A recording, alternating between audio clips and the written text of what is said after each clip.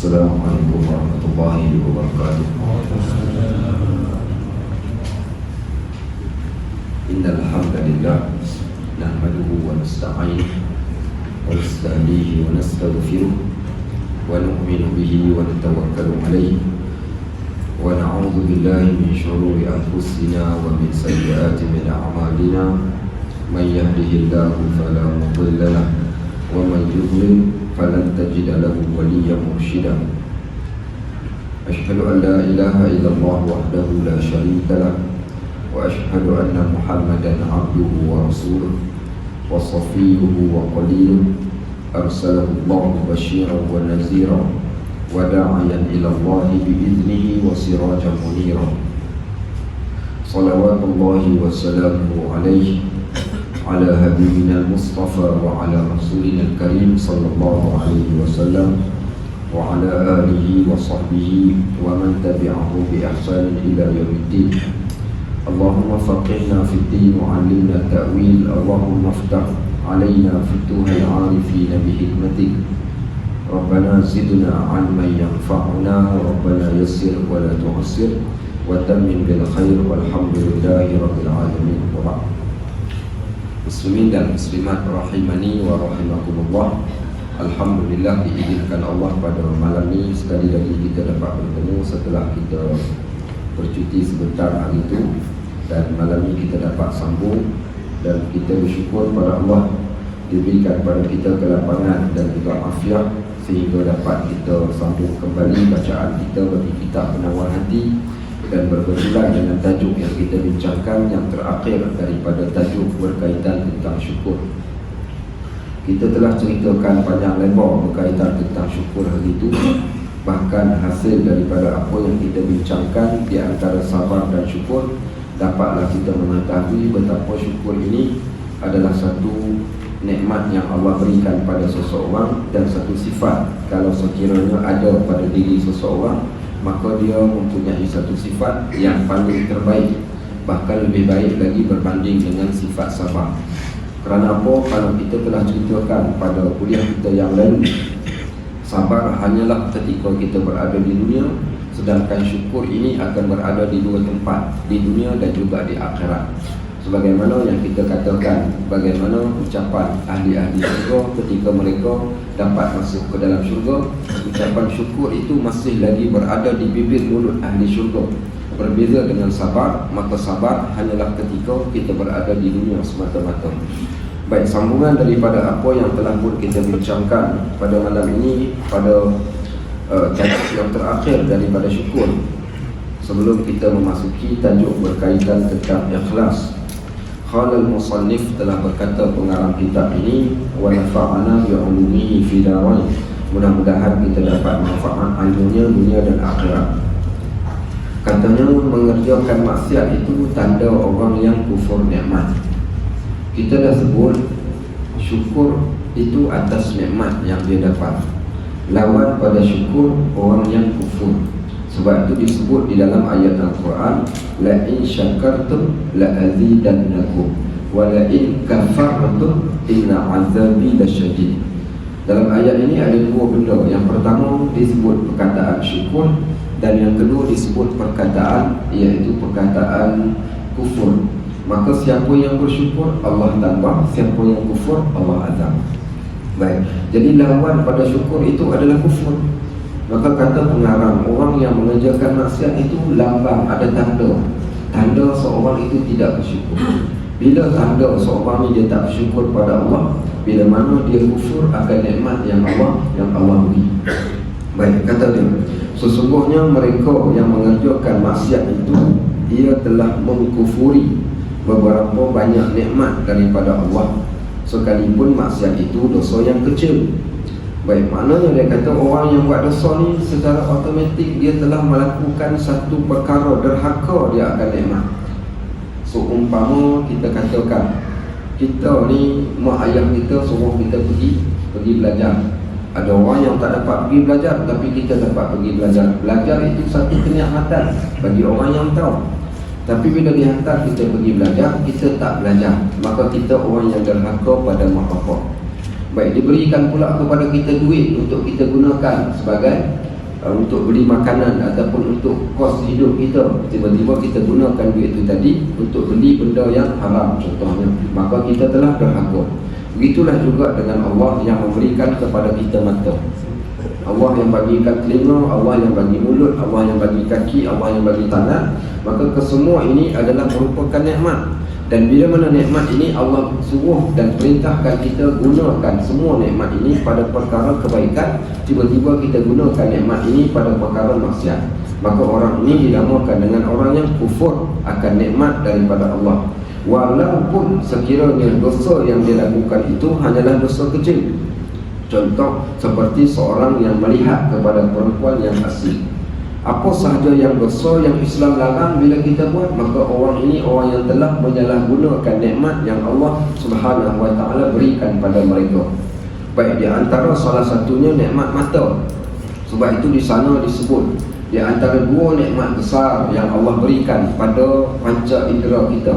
Wallahu akhrajakum min butuni ummahatikum la ta'lamuna syai'a wa ja'ala lakumus sam'a wal absara wal afidah qalilan ma tashkurun. Allah kata, dialah Allah yang mengeluarkan kalian daripada perut mak kalian.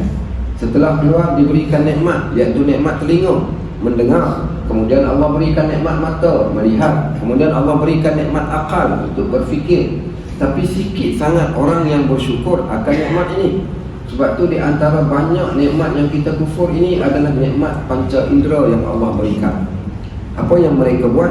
Maka mereka memandang kepada benda yang haram, maka dia telah kufur akan nikmat mata, dan dia telah kufur akan nikmat cahaya matahari yang Allah berikan. Cahaya yang terang ini sepatutnya untuk dilihat sesuatu benda yang menghasilkan kebaikan, tetapi digunakan untuk melihat benda yang haram.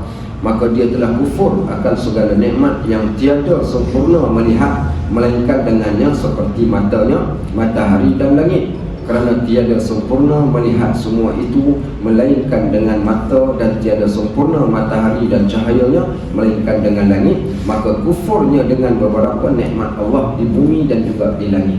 Maka begitulah nisbah ataupun perumpamaan yang telah dilakukan oleh pengarang kitab ini supaya kita faham. Baik, sebab itu kita hari ini mungkin kita tak rasa benda tadi itu nikmat sebab dia masih lagi ada pada tubuh badan. Satu kisah saya pernah ceritakan di sini dahulu, kisah seorang cikgu pencin. Cikgu ni dia selepas pencin dia sakit lutut. Sakit lutut sampaikan ke tahap dia operate lutut dia. Jadi apa berlaku, satu hari saya ceramah di satu tempat, nampak dia keluar daripada masjid ni bertongkat. Jadi kita pun buat ramah, kita tanya dia, apa khabar cikgu, lama tak tengok. Dia kata macam ni lah ustaz, sihat cara orang tua. Tanya dia, cikgu sakit apa? Dia kata sakit lutut ustaz. Lepas tu dah dia cakap sakit lutut, kita tanyalah dia semayang macam mana. Dah sakit lutut bukan? Bila saya tanya dia semayang macam mana ni, dia menangis macam budak-budak. Kita pun tanya pasal apa cikgu menangis. Dia kata ustaz, 2 tahun dah ustaz, saya ni dahi ni Allah tarik nikmat sujud disebabkan sakit lutut. Allah tarik nikmat sujud disebabkan sakit lutut. Baik, kita hari ini yang masih lagi sihat, yang boleh solat secara sempurna, kadang-kadang kita tak rasa nikmat bila kita dapat solat dengan menggunakan 7 anggota sujud. Umirtu an asjuda ala sab'ati a'zamin. Aku diperintahkan oleh Allah untuk solat dengan 7 anggota wuduk. Ada orang dia tak dapat guna 7 anggota wuduk. Dia dapat guna berapa? Dia mungkin dapat guna 2 sahaja. Bila 2 ni ketika sujud, tapak kaki dia duduk kat atas lantai, lutut tak dapat cecah lantai, tangan tak dapat cecah lantai, dahi dan mukanya pun tak dapat cecah lantai. Apa punca? Kerana sakit lutut. Dan bila mana dah sampai ke tahap yang macam tu, dia kata rasa sedih. Kenapa sedih? Barulah dia tahu rupa-rupanya nikmat betapa sujud itu adalah satu nikmat. Sujud itu adalah satu nikmat yang besar yang Allah berikan kepada kita. Lepas tu kami bincang baru-baru ini satu topik berkaitan tentang bab doa dan permintaan. Ramai orang dia duk tanya apa permintaan dan apa doa yang paling terbaik untuk kami nak doakan pada Allah. Ibnu Athaillah As-Sakandari dia kata, sebaik-baik permintaan kamu kepada Allah adalah kamu meminta Allah, iaitu jadikan kamu orang yang boleh buat ataupun sebaik-baik permintaan minta kepada Allah, minta benda yang Allah minta kita buat. So sebaik-baik doa adalah doa kita pohon pada Allah, Allah jadikan kita dapat buat benda yang Allah minta. Itulah sebaik-baik. Apa dia antaranya? Kita nak minta supaya kita ni kekal dapat bersujud sampai ke akhir hayat. Kerana barulah kita tahu betapa sujud itu satu nikmat, dan bagaimana saat ketika Allah tarik akan nikmat sujud tu, baru kita tahu macam mana. Di masjid airport, saya jadi imam tarawih. Saya ingat saya tahun ni tahun yang ke-7 kot saya jadi imam solat tarawih lah. Jadi pada tahun 2-3 tahun yang lepas selesai solat tarawih ni, ada seorang hamba Allah datang jumpa, minta saya pergi ziarah ke sebuah rumah yang berdekatan dengan masjid. Kita pergi ziarah rumah ni, rupanya ada seorang pesakit yang tinggal berdekatan masjid. Seorang Pak Haji sakit, rumah dekat dengan masjid. Isteri dia cerita, dia kata, "Ustaz, suami saya ni lumpuh separuh badan, jadi dia tak boleh bangun lagi dah macam orang lain. Nak pergi masjid memang dah tak boleh lagi dah. So bulan Ramadan ni dia minta ditolakkan katilnya, diletakkan di tepi tingkap." Kenapa diletakkan katilnya tepi tingkap? Pasal nak dengar suara orang sedang solat tarawih. Tak dapat pergi solat tarawih, dengar orang solat tarawih pun satu nikmat. Sambil dengar orang solat tarawih ni menangis dia. Kenapa menangis? Sebab dia dah tak boleh lagi melangkah kaki pergi ke masjid. Kita hari ni yang Allah masih berikan pada kita kesempatan, kaki boleh melangkah, tangan boleh pegang steering, boleh naik motor, mata masih lagi boleh melihat walaupun di waktu malam, mulut masih lagi boleh membaca, menyebut, berzikir, ataupun kita katakan telinga yang masih lagi boleh mendengar. Apakah kita tak rasa benda ni semua adalah satu nikmat? Ya, kita takkan rasa melainkan setelah Allah Subhanahu Wa Taala dia tarik balik akan ke semua nikmat ini. Maka dua kisah yang kita ceritakan. Kisah yang pertama, kisah bagaimana seorang yang bila mana dia tak dapat sujud, baru dia tahu rupa-rupanya sujud itu satu nikmat. Kisah yang kedua, orang yang tak dapat lagi melangkah ke masjid, barulah dia tahu rupa-rupanya kaki yang melangkah ke masjid itu satu nikmat. Bahkan orang yang mempunyai penglihatan mata yang jelek, mata yang terang, dia mampu membaca Al-Quran, dia takkan dapat rasa nikmat mata dia yang mampu melihat dan membaca Al-Quran ini, melainkan selepas dan setelah Allah tarik balik akan nikmat mata tersebut. Maka inilah yang berlaku. Sebab itu kita yang masih lagi ada panca indera ini, maka manfaatkan sesungguhnya sebagaimana kita pernah sebut pada kuliah kita yang lalu. Tangan kita ini tangan yang nak pegang apa? Tangan yang kita nak pegang pintu syurga. Tangan kita ni kita nak bergandengan tangan dengan sahabat-sahabat kita yang bakal masuk ke dalam syurga ni. Nak masuk syurga dalam keadaan tangan yang beriringan. Mana mungkin tangan yang tak digunakan pada kebaikan dapat beriringan dengan orang-orang yang soleh untuk masuk ke dalam syurga. Kaki kita nak melangkah masuk ke dalam syurga, nak melangkah titian sirat, kita nak kaki kita Allah jadikan sebagaimana disebutkan di dalam Al-Quran, nuruhum yas'a baina aydihim wa bi aymanihim yaqulun. Hari ketika Allah jadikan seluruh anggota tubuh badan kita ni cahaya. Pada tangan kita ada cahaya, pada kaki kita ada cahaya, pada wajah kita ada cahaya, tapi ada orang yang tak ada cahaya. Dan dengan cahaya inilah mereka melangkah, melintas titian sirat dengan cahaya yang Allah jadikan pada kaki. Mana mungkin ada cahaya pada kaki kita sekiranya kaki kita ini tidak digunakan melangkah pergi ke tempat yang baik. Sebab itu di sana ada kaitan kaki yang melangkah ke syurga, kaki yang melangkah melintas titian sirat ada kaitannya dengan kat mana tempat yang kita langkah kaki kita pada saat ini. Sebab itu disebut di dalam hadis yang semalamnya kami baca di satu tempat, hadis yang menceritakan kelebihan orang yang melangkah kaki pergi menunaikan solat subuh berjemaah dan menunaikan solat isyak berjemaah. Apa kata Nabi SAW? Basyiru al-masya'in fi dhulumat binurin tamin yaumul qiyamah. Sampaikan kabar gembira kepada para pejalan-pejalan kaki di dalam gelap.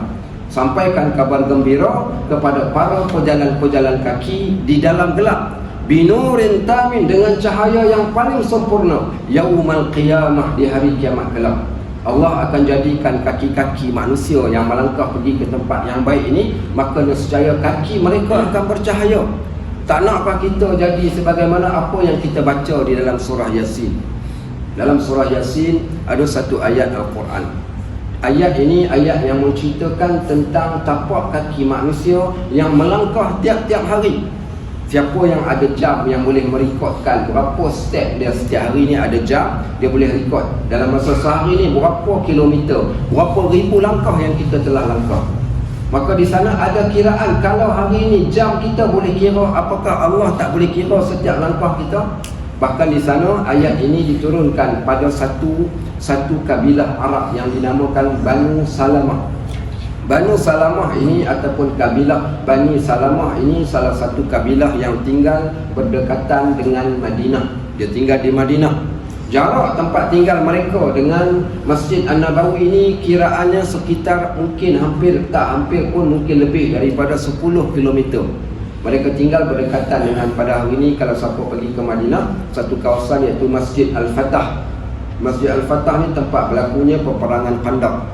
Jarak daripada situ nak pergi ke Masjid An-Nabawi, jaraknya jauh. Disebabkan jarak mereka jauh ini, akhirnya mereka berpakat dengan orang kampungnya, apa kata kalau kita pergi pindah duduk berdekatan dengan Masjid An-Nabawi. Supaya apa? Supaya kita dapat senang boleh pergi ke masjid dengan cepat, tak payah berjalan dalam satu tempoh yang jauh. Nabi SAW ni bila dengar ada orang nak pindah tinggal dekat dengan masjid, Nabi SAW panggil mereka dan berkata pada mereka, diyarukum khutwatukum, diyarukum khutwatukum, diyarukum khutwatukum. Rumah kamu tapak kaki kamu, rumah kamu tapak kaki kamu, rumah kamu tapak kaki kamu. Apa maknanya rumah kamu tapak kaki kamu? Maknanya daripada rumah engkau, sekiranya engkau berjalan dan engkau pergi ke masjid, maka ada ukuran yang Allah ukur, ada kiraan pahala yang Allah kira pada setiap perjalanan tapak kaki engkau. Maknanya makin banyak perjalanan engkau ke masjid, nescaya makin banyak pahala yang engkau akan perolehi. Dan Allah Subhanahu wa taala telah menurunkan satu petikan ayat Al-Quran daripada surah Yasin yang tuan-tuan baca. Apa dia ayatnya? Ayat al-yawm, iaitu ayat inna nahnu nuhyil mauta wa naktubu ma qaddamu wa atharahum wa kulla syai'in ahsaynahu fi imamin mubin. Apa kata Allah dalam ayat ini? Kami menghidupkan yang mati. Selepas kita dimatikan, kita akan dihidupkan kembali oleh Allah. Dan Allah berkata wa naktubu ma qaddamu wa asarahum, sehingga hari ini, saat ini kami masih menulis, dan pada masa yang akan datang kami tetap akan menulis apa yang tapak kaki kamu telah langkah. Kedua belah kaki kalian yang berjalan, yang melangkah, maka Allah akan catat setiap langkah kakinya. Wa atharahum, tak cukup dengan langkah kaki kita, termasuk sekali dengan kesan-kesan tapak kaki kita, debu-debu yang berterbangan, rumput yang kita pijak, tak, batu dan semuanya yang menyaksikan perjalanan kaki kita itu tadi. Wa kulla syai'in ahsaynahu, kata Allah, kesemuanya itu kami kira, bermula daripada langkahnya, bermula daripada tapak kakinya, bermula daripada debunya, bahkan tapak kasutnya yang melekat di tanah, semuanya dikira dan dihitung oleh Allah fi kitabin mubin ataupun fi imamin mubin, pada satu kitab yang amat jelas akan catatan tersebut. Semua akan dibuka kembali. Sebab itulah amat rugilah bagi orang yang tidak menggunakan nikmat-nikmat ini, sama ada tangannya, kakinya, matanya, telinganya, keseluruhannya pada perkara kebaikan, sebagaimana yang Allah Subhanahu wa taala sebut keadaan manusia yang terkejut ketika berada di akhirat. Ada manusia yang terkejut. Bila terkejut ni? Bila dibawa Imamin Mubin ni, kitab yang jelas ini dibawa, diletakkan di hadapan manusia di hari akhirat. Allah cerita di dalam Al-Quran surah Al-Kahfi. Apa kata Allah? Wa wudi'al kitab, diletakkan buku catatan amalan manusia di hadapan dia. Kita ketika hari kita dibawa di hadapan Allah, setiap orang daripada kita ni akan diberikan buku catatan. Maka pemberian buku catatan ni pelbagai keadaan. Ada keadaan orang yang dicampak bukunya, ada orang yang diberikan bukunya daripada belakang, ada orang yang diberikan bukunya daripada hadapan, ada orang yang diberikan bukunya dengan tangan kanan, ada orang yang diberikan bukunya dengan tangan kiri. Wa amma man utiya kitabahu bi yaminih fasawfa yuhasabu hisaban yasira, dan sebaliknya. Begitu juga keadaan ada manusia yang dipanggil dia dan diletakkan buku di hadapan dia untuk dia melihat sendiri, buku yang menjadi saksi di atas setiap perbuatan dia. Maka Allah kata wa wudi'al kitab, diletakkan buku catatan amalan seseorang di hadapan manusia di hari akhirat kelak, fataral mujrimina mushfiqina mimma fi, maka lihatlah orang-orang yang melakukan kerugian, yang melakukan dosa, yang tidak memanfaatkan nikmat yang Allah bagi dekat dia orang di dunia dahulu ni, dia dapat tengok buku tu. Bila dia tengok buku tu, apa dia kata? Ya wailatana ma li hadzal kitab, ya Allah, celakalah kami, apa dia buku ni? Celakalah kami, apa punya buku ni? Kenapa dia kata celakalah kami? Bila mana dia melihat pada buku tersebut, dia berkata la yughadiru saghiratan wala kabiratan illa ahsaha. Dia dapati sesungguhnya catatan di dalam buku itu tidaklah, kita katakan Allah lepaskan ataupun tiadalah di dalam buku tersebut, melainkan catatan sekecil-kecil perkara sehinggalah sampai kepada sebesar-besar perkara, semuanya dicatat di dalam buku tersebut. Maka terkejutlah. Dan sebab itulah kita nak manfaatkan sungguh-sungguh nikmat yang Allah beri ini, nikmat tangan, kaki, mata, telinga, mulut dan keseluruhan panca indera yang Allah berikan kepada kita. Baik, maka dia kata, yang mana dia kata semuanya itu melazimkan pada dan kiaskanlah ke atas yang ini segala maksiat yang lain. Maka dia kata, kalaulah kamu membuat maksiat dengan mata yang kamu lihat, melihat pada perkara yang haram, tangan ataupun kaki, kiaskan pula dengan perkara yang lain. Kerana sesuatu maksiat itu tiada dapat dikerjakan melainkan dengan adanya beberapa sebab dan beberapa nikmat. Hari ini kalau sekiranya tanpa nikmat yang Allah bagi, kita takkan mampu melakukan maksiat. Sebagaimana tanpa nikmat yang Allah bagi, kita tak mampu melakukan ketaatan kepada Allah. Kenapa digunakan nikmat itu untuk melakukan maksiat kepada Allah Subhanahu wa ta'ala? Dia kata yang mana ada semuanya itu melazimkan pada menjadikan langit dan bumi, dan sesungguhnya tiada sempurna kesyukuran itu melainkan apabila mereka menunaikannya dengan ikhlas kerana Allah Ta'ala jua, tiada kerana sesuatu yang lain daripadanya. Maka kerana yang demikian saya ingin menyebutkan perbuatan yang dinamakan dengan ikhlas. Kemudian pengarang kata kita akan masuk bab ikhlas. Maka yang terakhir daripada bab syukur ini, syukurilah nikmat yang Allah beri kepada kita. Jadilah orang yang memenuhi 3 rukun syukur yang kita telah sebutkan, iaitu syukur dengan mulut kita yang sentiasa mengucapkan perkataan pujian pada Allah, dan yang kedua syukur dengan hati, iaitu rela pada setiap pemberian yang Allah berikan, dan yang ketiga kita laksanakan perintah Allah dengan segala nikmat yang Allah jadikan pada kita dalam bentuk perbuatan. Maka barulah dikatakan kita adalah seorang yang bersyukur, dan tidaklah kita jadi sebagaimana apa yang Allah sebut, wa qalilun min ibadiyasy syakur, teramat sedikit di kalangan hamba-hamba kami yang bersyukur kepada Allah. Maka nikmatilah, kita katakan segala nikmat yang Allah beri, gunakan. Kerana nikmat ini kita bukan hanya sekadar nak gunakan di dunia, bahkan kita nak menggunakan kembali akan nikmat tersebut saat ketika mana kita berada di hari akhirat.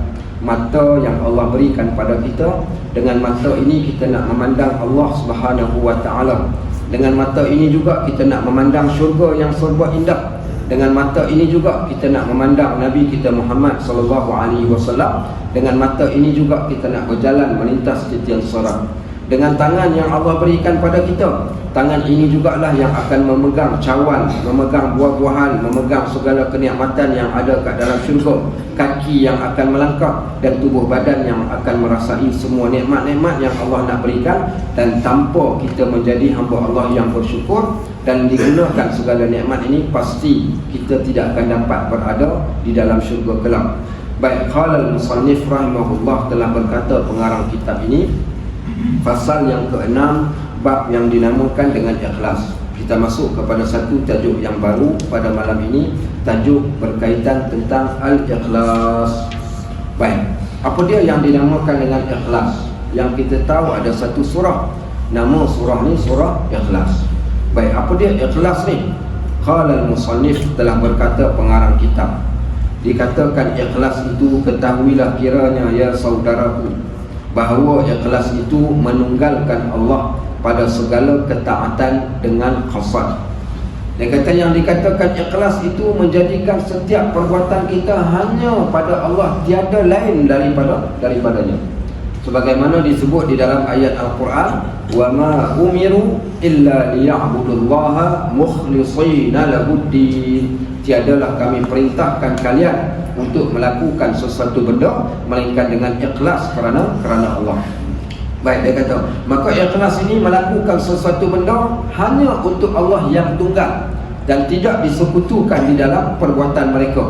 Yakni ia mengkehendaki dengan ketaatannya itu semata-mata menuntut hampir kepada Allah Subhanahu wa taala, tiada kepada sesuatu yang lain daripadanya, seperti pujian daripada manusia. Sebab itu bila kita membincangkan ikhlas, maka di sana ada 3 sifat yang datang, iaitu yang berlawanan dengan ikhlas.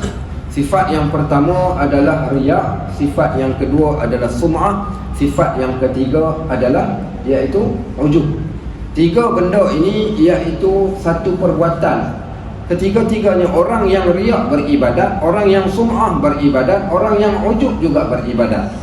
Adapun orang yang riya ini mereka beribadat, tetapi ibadat mereka bukan hanya kepada Allah, tetapi ibadat mereka kerana manusia yang akan puji mereka. Adapun orang yang sum'ah, maka sama juga, mereka tidaklah mereka melakukan ibadat kerana Allah yang tunggal, tetapi mereka melakukan ibadat itu kerana nak mendengar puji-pujian manusia ke atas mereka. Baik, adapun ujub, tiadalah seseorang itu melakukan ibadat tetapi untuk keseronokan dirinya dan merasa bangga akan dirinya yang berkemampuan melakukan ibadat tersebut. Maka hilanglah keikhlasan di dalam ibadat mereka kerana mereka tidak melakukan ibadat kerana Allah, tetapi mereka melakukan ibadat sama ada untuk dirinya atau untuk orang lain yang akan puji, ataupun tujuannya nak menunjukkan kepada manusia yang lain. Maka disebabkan itu dia kata seperti pujian daripada manusia. Ada orang bila mana dia membaca Al-Quran, dia suka ada orang yang puji bacaannya yang sedap. Baik, ataupun kita mengatakan dia melakukan sesuatu amal ibadat disebabkan kerana harta benda, atau dimuliakan dia dengan perbuatan-perbuatan tersebut, bahkan lain daripada segala tujuan dunia. Sesungguhnya ikhlas itu satu kelakuan hati yang dipuji dan tiada diterima amal ibadat melainkan dengannya. Maka Allah Subhanahu wa taala menjadikan amalan itu diterima hanya dengan 2 benda sahaja.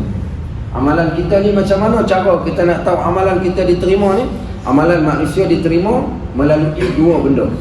Dan kedua-dua benda ni datang daripada lidah Nabi kita Muhammad sallallahu alaihi wasallam. Syarat amalan kita nak diterima oleh Allah, yang pertamanya adalah al-ikhlas, ataupun disebut ikhlasun niyah.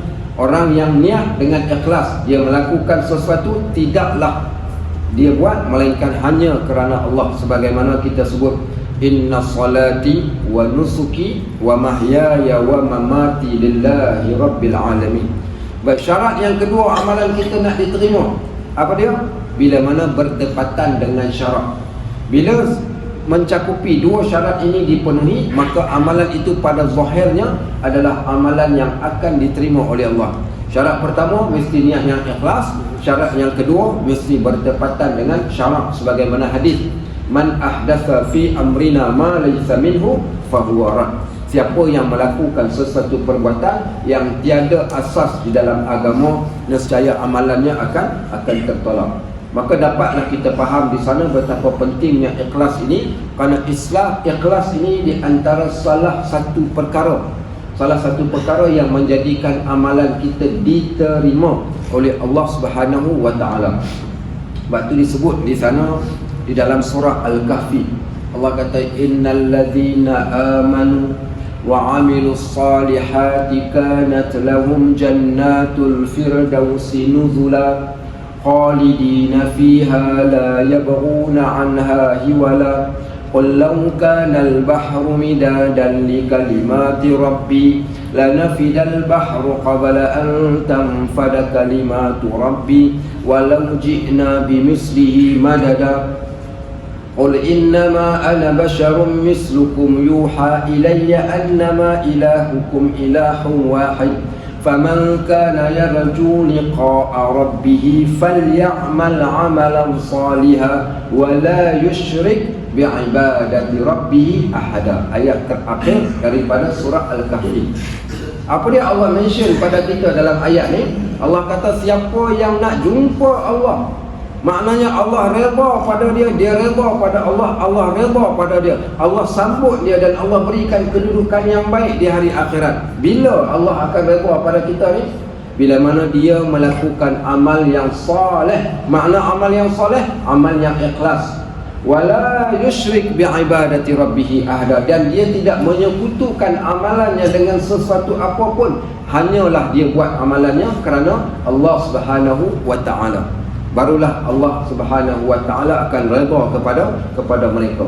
Ogilah kita yang datang ke masjid, kita yang beramal soleh, kita yang melakukan ibadat, Allah dah nak bagi markah. Tapi bila mana kita buat dan niat kita dipesongkan dengan sebarang tujuan yang lain, maka automatik rugi nak kita, penat saja yang kita dapat. Sebab tu disebut di dalam hadis, kam min sa'imin wa laysa lahu illa al-ju' wal 'atash.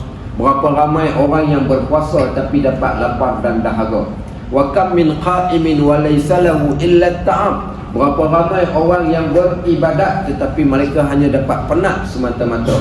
So rugi. Sebab tu orang yang alim ataupun orang yang mengetahui ini, pasti mereka akan buat sesuatu amalan ikhlas kerana Allah Subhanahu wa taala. Baik, dia kata sesungguhnya ikhlas itu satu kelakuan hati yang dipuji, dan tiada diterima amal ibadat melainkan dengannya, sebagaimana ayat yang kita bacakan tadi. Dan sabda Nabi SAW pada satu hadis yang amat terkenal, hadis ini hadis yang disebut sebagai hadis niat. Kata Nabi SAW, innamal a'malu binniyat wa innama likulli imri'in ma nawa, faman kanat hijratuhu ila Allah wa rasulih fa hijratuhu ila Allah wa rasulih, wa man kanat hijratuhu ila dunya yusibuha aw imra'atin yankihuha fa hijratuhu ila ma hajara ilaih. Baik, kata Nabi SAW, semua amalan ini tergantung dengan niat, dan bagi setiap orang itu apa yang dia niatkan. Dan siapa yang niat kerana Allah dan Rasul, dia dapat Allah dan Rasul. Siapa yang niat kerana dunia ataupun mana-mana perempuan dia nak kahwin, dia akan dapat dunia, dan perempuan yang dia nak kahwin tersebut. Maka inilah apa yang disebutkan oleh Nabi SAW. Setiap orang diberikan ganjaran, pahala, bahkan dosa juga pada apa yang dia niatkan. Sebab tu di sana ada satu hadis qudsi yang mana Nabi SAW telah menyampaikan kepada kita. Kata Allah Subhanahu wa taala, al-ikhlas sirrun min sirri istawda'tuhu qalba man ahbabtuhu min ibadi. Ikhlas adalah satu rahsia daripada rahsiaku. Tak ada siapa pun yang mengetahui melainkan hanya Allah Subhanahu wa taala saja yang mengetahui akan amalan kita. Sebab tu di sana, di dalam bab amalan-amalan sunat, hendaklah kita lakukan secara rahsia. Sampaikan Nabi SAW dalam bab solat-solat sunat ni, kebiasaan baginda akan lakukan di rumah dia. Adapun dalam bab solat-solat yang wajib dilakukan di tempat yang terbuka, kerana ibadat wajib itu adalah syiar agama. Ibadat yang wajib syiar agama. Adapun ibadat yang sunat, kebiasaannya dia merupakan rahsia di antara seorang hamba dengan Allah Subhanahu wa taala. Contoh, ada orang bertanya, kenapa solat malam itu di antara solat yang terbaik? Maka dibincangkan di antara banyak-banyak solat, solat mana solat sunat yang paling terbaik? Solat yang paling terbaik solat fardu. Adapun solat sunat, solat mana yang paling terbaik? Sebahagian mengatakan solat iaitu solat witir. Sebahagian mengatakan solat iaitu solat qiyamul lail ataupun solat tahajud. Baik, kenapa dikatakan solat tahajud ini di antara solat yang paling terbaik? Maka jawapannya kerana solat ini dilakukan di tengah malam secara seorang diri, sehingga kan tiada sesiapa pun yang mengetahui seseorang itu dia bangun di tengah malam untuk beribadat kepada Allah, melainkan hanya Allah sahaja yang mengetahui. Maka sebab itu, orang yang melazimi solat malam, maka dia melazimi dirinya supaya ikhlas kepada Allah Subhanahu wa taala. Sebab tu ketika Nabi SAW mula-mula sampai ke Madinah, baginda berpesan kepada penduduk Madinah dengan 4 pesanan. Apa kata Nabi? Iaitu, ufshus salam wa at'imut ta'am wasalul arham wa salatul lail wa nasunya tadkhulul jannatu bisalam. Sebarkan salam, jamu orang makan, hubungkan silaturahim, dan solatlah di tengah malam ketika manusia-manusia lain dalam keadaan sedang tidur. Masuklah engkau ke dalam syurga dalam keadaan selamat sejahtera. Bahkan Nabi SAW juga pesan kepada seorang sahabat yang bernama Abdullah bin Umar, ni'ma Abdullah iza qama bil lail. Sebaik-baik Abdullah ini adalah Abdullah bila dia bangun di tengah malam. Kenapa disarankan sahabat bangun tengah malam? Kerana bangun tengah malam ini ibadat yang paling ikhlas berbanding dengan sebarang ibadat dan solat yang lain, kerana tak ada siapa pun tahu. Sebab tu Allah mengatakan inna nasyi'atal laili hiya asyaddu wat'an wa aqwamu qila. Ibadat di waktu malam itu ibadat yang paling tepat kerana tiada gangguan. Wa aqwamu qila, dan bacaan kamu pada waktu malam bacaan yang paling mendatangkan kesan pada jiwa. Kerana kita tak pedulikan sesiapa pun. Kalau kita solat dekat masjid, kita datang, orang lain tengah duduk, kita nak solat. Kita solat waktu tu tiba-tiba iblis datang bisik, ingat kat depan ada imam, kat belakang ada ustaz, kat kanan ada Pak Haji, ada kawan-kawan kau jangan duk laju sangat solat tu. Orang mata duk tengok kau solat elok-elok. Kau jangan duk solat macam kau solat dekat rumah. Jadi dia pun solatlah tertib. Kenapa dia solat tertib? Sebab dia solat di masjid. Dia balik pula kat rumah, dia macam mana dia solat? Susah macam jebol. Pasal apa dia solat macam tu? Pasal tak ada manusia yang tengok. Maka soalannya, ikhlaskah solat kita yang sebegitu rupa? Kenapa? Bagaimana? Sebab itulah di sana kenapa solat bersendirian, iaitu dalam bab solat-solat sunat ini afdal dilakukan di rumah kita daripada berbanding tempat yang terbuka. Itu salah satu contoh yang kita boleh berikan. Sebab tu Allah Subhanahu wa taala berkata, ikhlas adalah satu rahsia daripada rahsiaku. Aku taruhkannya pada hati orang yang aku kasihi dari kalangan hamba-hambaku. Maknanya apa? Allah jadikan ikhlas ini pada hati hamba-hamba Allah yang Allah sayang, maka Allah jadikan mereka adalah orang yang ikhlas kerana Allah Subhanahu wa taala. Baik sahabat-sahabat rahimakumullah, maka kata pengarang kitab ini adapun dikatakan pangkat ikhlas itu ada beberapa pangkat. Dan ketahuilah bahawa ikhlas itu ada 3 pangkat seperti yang disebutkannya oleh Syekhul Islam di dalam kitab Syarah Al-Qushairiyah. Baik, apa dia kata? Ikhlas tingkatan yang pertama yang lebih tinggi. Ikhlas yang paling tinggi ni bila seseorang hamba mengerjakan amal ibadat semata-mata kerana menjunjung perintah Allah Subhanahu wa taala, tanpa permintaan, tanpa syarat. Ada satu orang hamba Allah, dia bekerja makan gaji.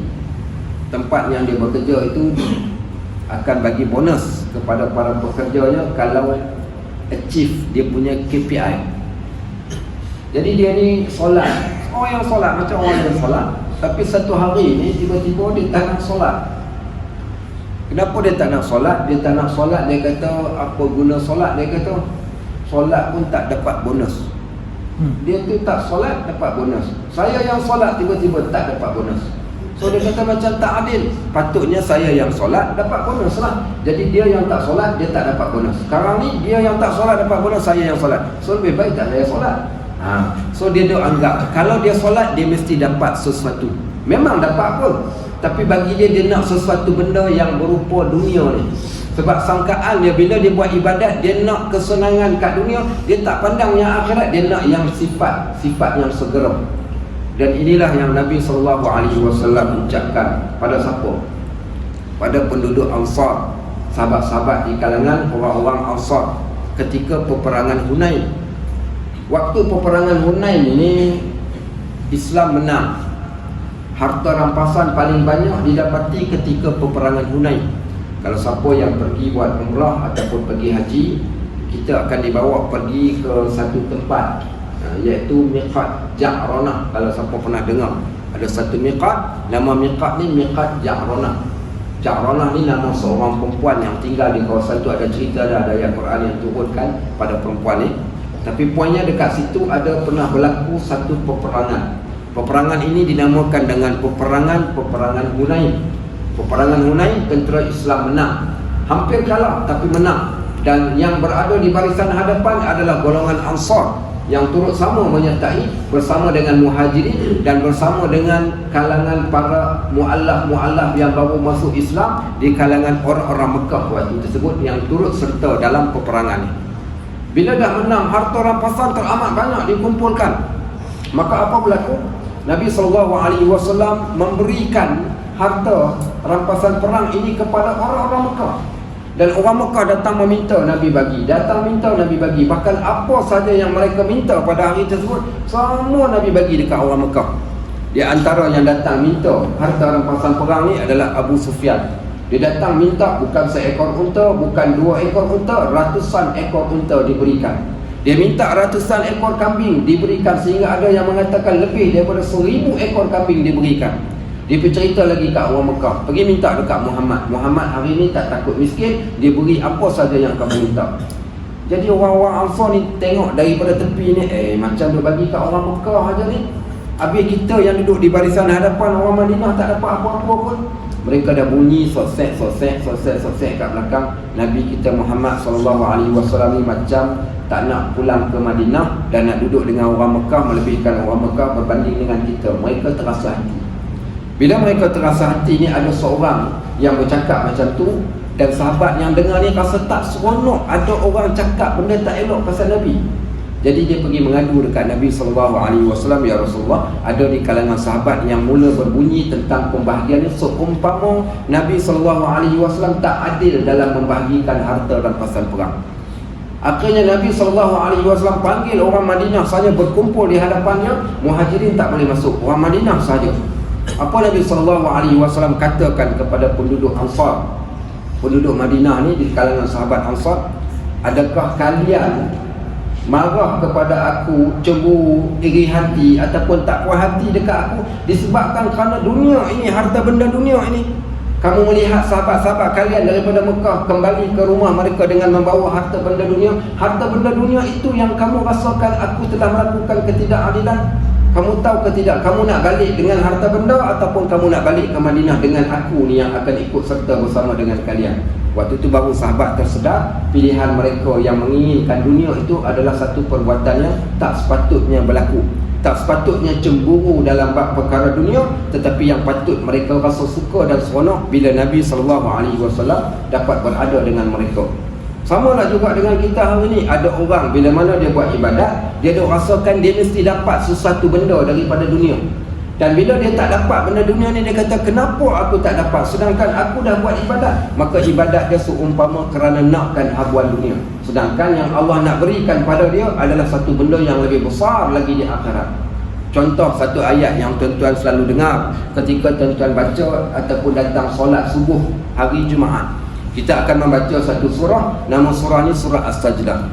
Apa ada dalam surah As-Sajdah ni? Ayat ketika kita turun sujud sajdah ni, kita naik balik, imam akan membaca ayat tatajafa junubuhum 'anil madaji' yad'una rabbahum khaufan wa tama'a wa mimma razaqnahum yunfiqun.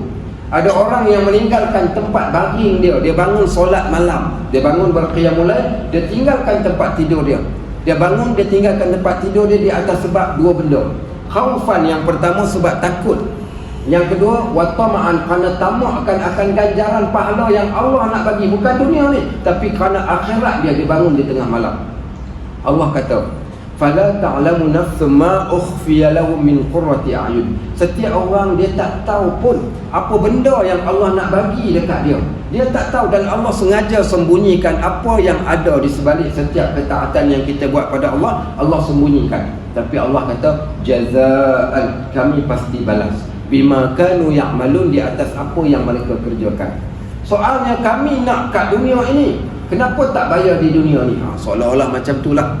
Sedangkan dia tak tahu, dan yang dia duduk bernafas tiap-tiap hari ni, baik dia bayar ke tidak dekat Allah? Tak bayar pun.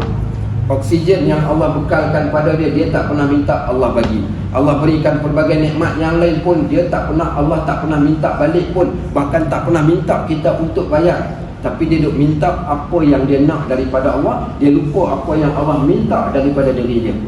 Soalannya, kenapa Allah tak bagi kat dunia Dan tak bolehkah kalau kita beramal kerana kita nakkan sesuatu benda yang berupa dunia ini?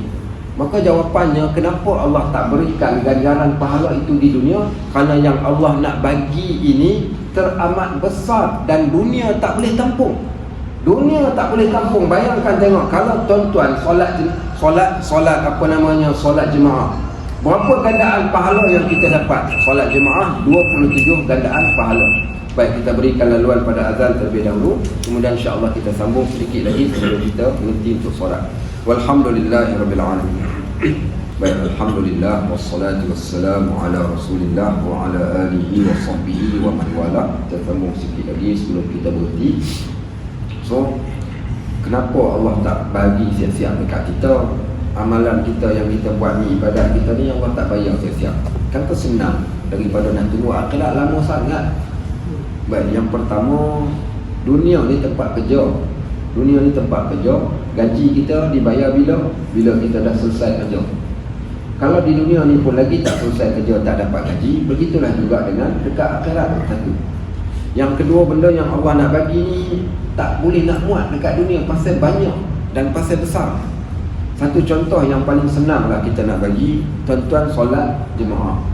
Sebagaimana apa yang kita faham, solat jemaah Allah boleh bayar dekat kita 27 gandaan pahala ataupun lebih, ikut suka Allah berapa yang dia nak bagi. Tahukah kita ni satu pahala ni berapa besar? Ada orang dia duk nampak satu pahala, dia nampak satu, ataupun dia tengok nombor 27 ni dia rasa kecil sangat. Sebab kiraan mata dari mata dunia. Mata dunia ni dia tengok dunia ni yang kecil, 27 tu kecil. Dia tak tengok pada kiraan akhirat 27 tu macam mana. Untuk nak mensenangkan kita banding ni, kita boleh tengok sebagaimana satu soalan yang Nabi SAW ditanya oleh seorang sahabat tentang pahala orang yang pergi ziarah orang sakit. Orang pergi ziarah orang sakit, orang yang meninggal dunia, dia dapat qiratun. Kalau dia tunggu sampai selesai jenazah, dia akan dapat qiratat, 2 qirat. 1 qirat, 2 qirat.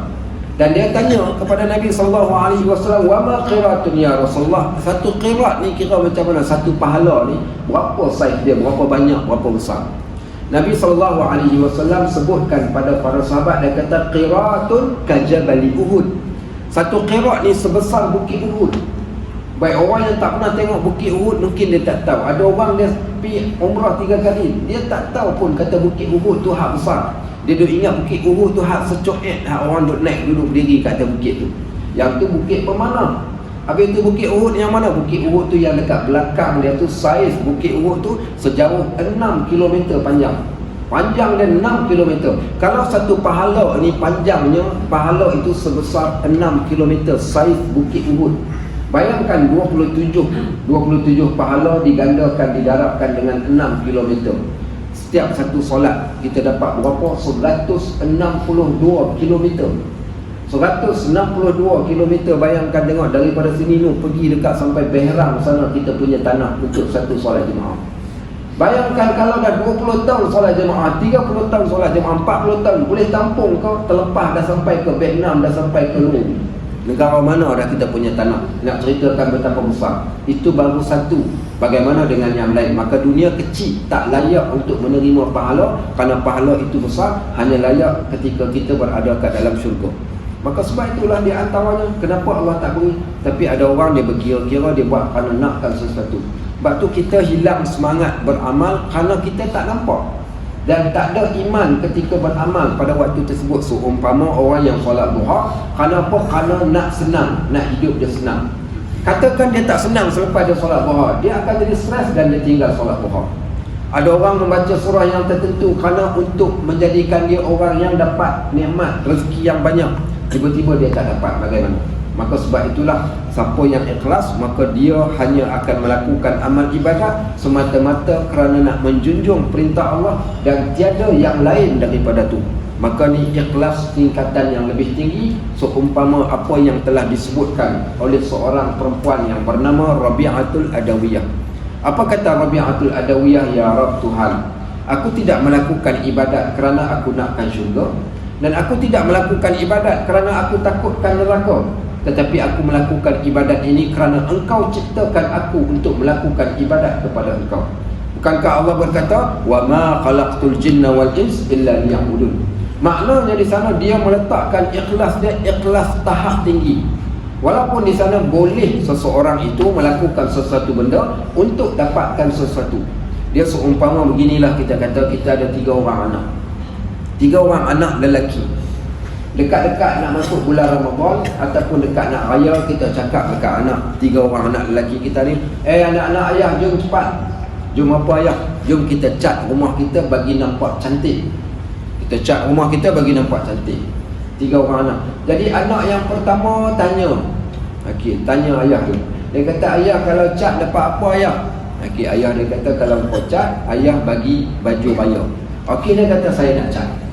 Anak yang kedua pula kata, tak nak lah ayah, bulan puasa ni penat lah, apa pula nak kena cat-cat ni, tak maulah.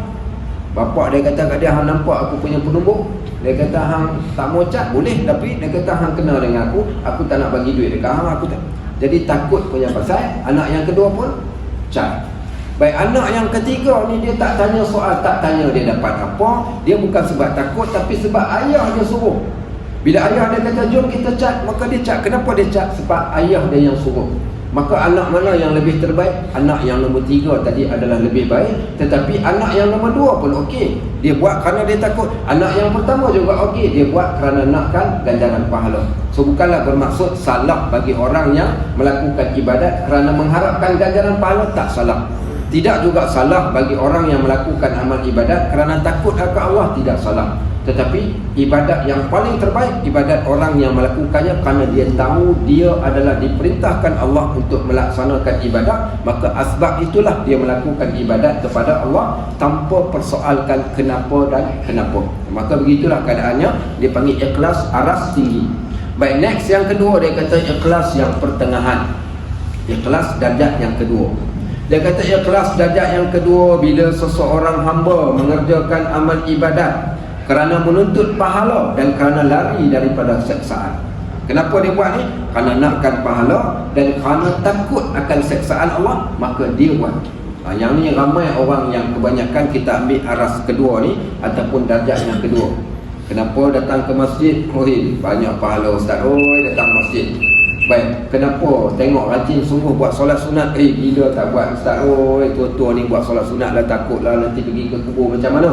Baik, so dia buat takut dan juga nakkan pahala. Masih lagi okey, pangkat yang kedua. Next, pangkat yang ketiga yang paling rendah. Apa dia? Iaitu bila seseorang hamba mengerjakan amal ibadat supaya Allah memuliakannya di dalam dunia ataupun dia selamat daripada kebinasaan dunia. Baik, Ustaz, saya suka baca surah Al-Waqi'ah. Kenapa baca surah Al-Waqi'ah? Saya dengar hari itu waktu kuliah Ustaz kata tentang satu riwayat Ibnu Mas'ud yang bila mana dia nak meninggal dunia, ditanya pada Ibnu Mas'ud apa harta yang ditinggalkan pada anak dia. Ibnu Mas'ud kata, aku tak tinggalkan harta apa-apa pun, tetapi aku meninggalkan pada anak-anak aku ni iaitu surah Al-Waqi'ah.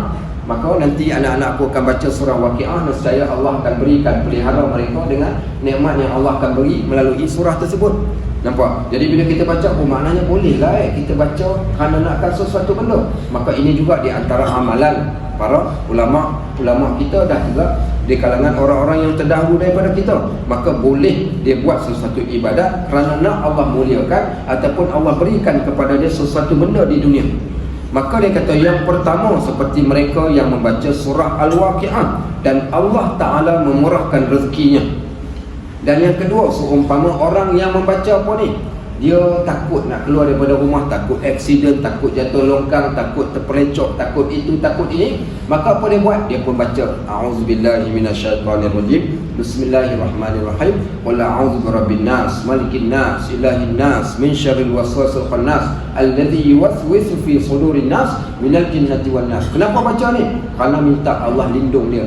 Tak takut ke kakak Allah akan pelihara? Ya, tapi aku menggunakan ayat dan surah ini untuk dipelihara aku daripada sebarang kebinasaan. Maka ini di antara ikhlas yang lebih rendah. Tapi kalau dia tak keluar rumah, dia baca tak surah Qul a'udzu birabbin nas? Dia tak baca. Nak keluar rumah baru dia baca. Kalau dia duduk saja dia baca Quran tak? Maka dia baca sebab sesuatu. Maka ini juga dibenarkan, tetapi dia berada pada ikhlas yang lebih rendah dan amalannya diterima. Cuma kalau kita boleh capai sampai ke darjat yang paling tinggi tadi, maka itulah yang paling terbaik. Seumpama Abu Bakar As-Siddiq radhiyallahu anhu. Abu Bakar seorang yang betul-betul ikhlas, sehingga beliau digelar sebagai As-Siddiq, yang jujur lagi benar. Tingkatan pertama inilah tingkatan yang berada bawah sikit daripada darjat para nabi. Lepas tu bila kita baca Al-Quran, Allah ceritakan darjat di dalam syurga. Ulaikal ladzina an'amallahu alaihim minan nabiyyina was-siddiqina wasyuhada was-salihin. Darjat pertama darjat para nabi, darjat yang kedua darjat orang-orang yang jujur. Siapa mereka? Sebagaimana orang darjat yang pertama, dia melakukan amal ibadat semata-mata kerana Allah. Mereka adalah orang yang paling jujur di dalam beramal, sehingga mereka berada pada tingkatan bawah sedikit daripada para nabi-nabi. Dan inilah kelebihan bagi orang yang berada pada ikhlas aras tinggi ini tadi. Dan selain daripada tiga pangkat ini, maka tiadalah lagi dikatakan ikhlas, bahkan termasuk di dalam riak pula. Okey, baik. Kenapa baca tengok dia kulun baca Quran berlagu ni? Oh, nak masuk pertandingan contohnya. Okey, kenapa kita katakan datang ke masjid? Saya baru dilantik ustaz, jadi bendahari masjid. Oh, patutlah datang ke masjid. Kalau tak jadi bendahari, tak datanglah masjid. Nampak? Okey, so itu di antara yang kena cek balik tu. Okey.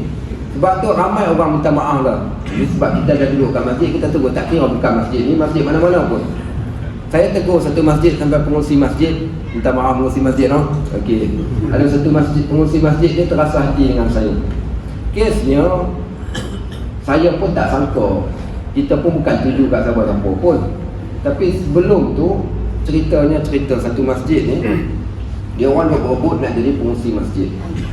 Bila dah berebut, menanglah si A kalah si B. Si A Hapuluh ni menang dekat dia. Jadi bila menang dekat dia ni, saya duk mengajar kat situ ni, mic ni terplay out. Patah mic ni daripada lama, lepas nak mengajar nak kena pegang ni terpatah, terplay out macam tu. Saya kata yang hampa duduk bergaduh hari tu nak jadi pengurusi, kalau sampai mic ni 2 minggu dah ni orang cerita kata mic rosak pun tak boleh nak tukar ni, apa jadi pengurusi buat apa? Tu macam tu lah cerita dia macam tu.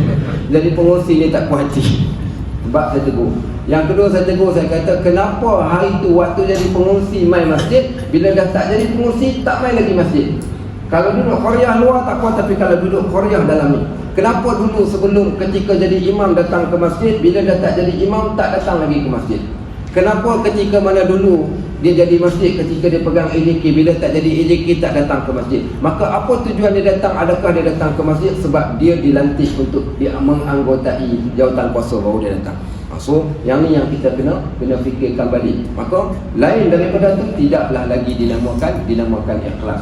Walau bagaimanapun tuan-tuan, ini bukan kerja kita. Tuan-tuan tak berhak, saya tak berhak, semua orang tak berhak nak menentukan orang tu ikhlas ataupun tak. Kenapa? Kerana ikhlas ini hanya Allah sahaja yang tahu. Dan tujuan kita belajar tajuk ini pun bukan tujuan kita nak pergi tengok orang ni dia ikhlas ke tak. Ini bukan di antara kita dengan manusia, tapi di antara kita dengan Allah. Dan tiada siapa pun mempunyai hak untuk menentukan keikhlasan seseorang. Bahkan satu perkataan yang tidak sepatutnya kita sebutkan seseorang itu ikhlas ataupun tak. Kerana nahnu qaumun, kami kata Allah, nahkum bil zawahir, hanya mampu berhukum pada benda yang zahir sahaja. Wallahu yatawalla bisarair, Allah sahaja yang boleh menentukan apa yang terkandung di dalam jantung hati seorang manusia. Seorang sahabat pernah membunuh seorang tawanan. Tawanan ni dah mengucapkan la ilaha illallah Muhammadur Rasulullah, dia keluar pedang, dia terus pancung. Nabi SAW panggil dia. Nabi kata, kenapa kau bunuh tawanan ni sedangkan dia telah mengucap 2 kalimah syahadah? Kata lelaki ni, dia kata sahabat ni, dia kata aku kenal dia ni, memang kaki pembohong. Dia mengucapkan kalimah tersebut supaya aku tak jatuhkan hukuman ke atas dia. Nabi marah dekat sahabat ni. Nabi kata, sejak bila engkau diminta untuk merobek jantung hati manusia untuk mengetahui dia ikhlas ataupun tidak? Kita hanya boleh berhukum pada benda yang zahir. Allah sahaja yang menentukan benda yang ada di dalam jantung hati seseorang. So, apa sekalipun perbuatan seseorang, kita tak boleh hukum dia ikhlas ataupun tak, hanya Allah sahaja. Sebab tu ikhlas ni satu rahsia di antara kita dengan Allah Subhanahu wa ta'ala. Baik, tapi kronologi poin-poin yang disebutkan di sini. Dia kata selain daripada 3 pangkat ini maka tiada dikatakan ikhlas, bahkan dia termasuk di dalam riak kalau kita lakukan bukan kerana Allah dan kerana manusia. Baik, mudah-mudahan mendatangkan manfaat. Barakallahu fikum wa jazakumullahu khairan katsira. Subhanakallahumma wa bihamdik asyhadu an la ilaha illa anta astaghfiruka wa atubu ilaik. Wa sallallahu ala sayyidina Muhammad wa ala alihi wa sahbihi wa sallam. Walhamdulillahi rabbil alamin. Wassalamu alaikum warahmatullahi wabarakatuh.